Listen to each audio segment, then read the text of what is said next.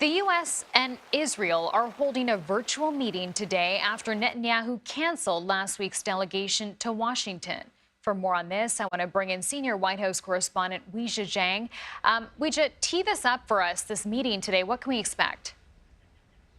Well, the Biden administration wants to present alternative proposals to what Israel is planning, which is a ground invasion into Rafah, where 1 million or more, we should say, civilians have moved there after the attack began. So the administration wants Israel to reconsider and has said it does not support that type of ground operation. But this meeting, this virtual meeting, has become rather contentious because it was supposed to happen in person last week. But then Prime Minister Netanyahu canceled after the U.S. did not veto a UN resolution that called for an immediate ceasefire. So now this is sort of, coming back to the table, of course, in a different way, meeting virtually to have this very important discussion. But a U.S. official confirms to CBS News that they are expected to have follow-up meeting in person.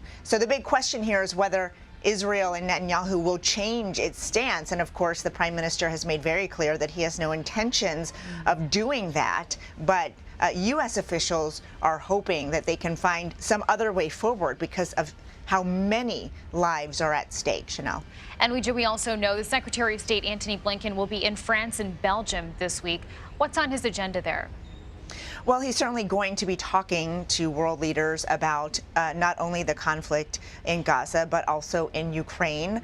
They'll also be talking about trade, as well as the 75th anniversary of NATO, and that will be held in Brussels, that meeting with various leaders to talk about the strength of that defense partnership there. And so this is a critical meeting for Blinken, especially because, as you very well know, we've been reporting the U.S. has not been able to provide further assistance to Ukraine at a time where it is sorely needed. So certainly that will be at the top of the agenda when he meets with Emmanuel Macron of France.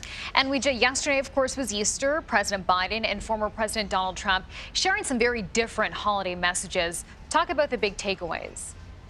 Well, President Biden and the First Lady issued a statement to say that they send their warmest wishes to Christians around the world celebrating Easter Sunday. The former president and presumptive Republican nominee Donald Trump sent out his own message that was almost like a tirade.